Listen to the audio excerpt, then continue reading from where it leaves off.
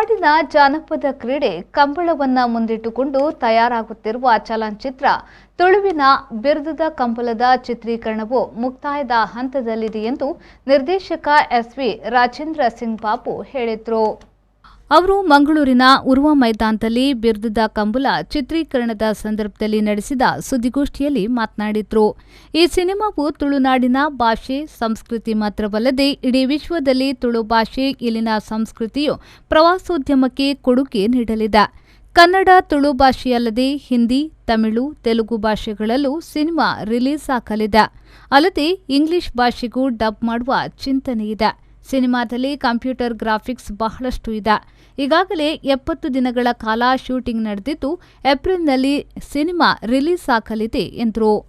ತುಳುನಾಡಿನ ಹಲವಾರು ಪ್ರಸಿದ್ಧ ರಂಗ ಕಲಾವಿದರ ಜೊತೆಯಲ್ಲಿ ಖ್ಯಾತ ನಟರಾದ ಪ್ರಕಾಶ್ ರಾಜ್ ಮತ್ತು ರವಿಶಂಕರ್ ನಟಿಸಲಿದ್ದಾರೆ.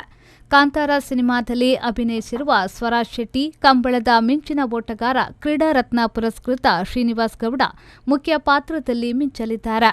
ಕುಸಲ್ ಧರಿಸಿ ನವೀನ್ ಡಿ ಪಡೇಲ್ ಕೂಡ ಪಾತ್ರ ಮಾಡಿದ್ದಾರೆ. ಎಲ್ಲ ದೃಶ್ಯಗಳು ನೈಜತೆಯಿಂದ ಕೂಡಿದ್ದು ಸಹಜವಾಗಿಯೇ ಚಿತ್ರವನ್ನ ನಿರ್ಮಿಸಲಾಗಿದೆ ಎಂದರು.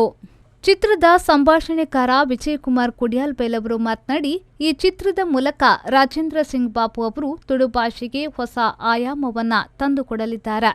ತುಂಬಾ ಭಿನ್ನ ಸಿನಿಮಾ, ಎಲ್ಲರೂ ಪ್ರೋತ್ಸಾಹಿಸಿ ಎಂದು ಹೇಳಿದ್ರು. ಮಾತು ಮುಂದುವರಿಸಿದ ಕುಸಲ್ ಧರಿಸಿ ನವೀನ್ ಡಿ ಪಡೇಲ್ ಅವರು, ಚಿತ್ರದ ಮೇಲೆ ನಿರೀಕ್ಷೆ ಹೆಚ್ಚಾಗಿದೆ. ನನ್ನ ಪಾತ್ರ ಕೂಡ ಡಿಫರೆಂಟ್ ಆಗಿದೆ. ನಮ್ಮ ತುಳುನಾಡಿನ ಜಾನಪದ ಸೊಗಡನ್ನ ವಿಶ್ವದೆಲ್ಲೆಡೆಗೆ ಪಸರಿಸಲಿದೆ. ಕಂಬಳ ಬರೀ ನಮ್ಮ ಸಂಸ್ಕೃತಿ ಮಾತ್ರವಲ್ಲ, ಅದು ನಮ್ಮ ಬದುಕು ಎಂದರು. ನಟ ಸ್ವರಾಜ್ ಶೆಟ್ಟಿಯವರು ಮಾತನಾಡಿ, ಕಂಬಳ ಎನ್ನುವ ತುಳುನಾಡಿನ ಸಂಸ್ಕೃತಿ ಕುರಿತ ಸಿನಿಮಾ ಇದಾಗಿದೆ. ನನ್ನ ಪಾತ್ರ ಸಾಕಷ್ಟು ವಿಭಿನ್ನವಾಗಿದೆ. ಇಷ್ಟಪಟ್ಟು ನಟಿಸಿದ್ದೇನೆ. ತುಳುವರು ಪ್ರೀತಿಯಿಂದ ಬರಮಾಡಿಕೊಳ್ಳಿ ಎಂದು ಹೇಳಿದ್ರು. ಈ ಸಂದರ್ಭದಲ್ಲಿ ಕಂಬಳ ಓಟಗಾರ ಶ್ರೀನಿವಾಸ್ ಗೌಡ, ರಾಜೇಶ್ ಕುಡ್ಲಾ, ಕಲಾ ನಿರ್ದೇಶಕ ಚಂದ್ರಶೇಖರ್ ಸುವರ್ಣ ಉಪಸ್ಥಿತರಿದ್ದರು.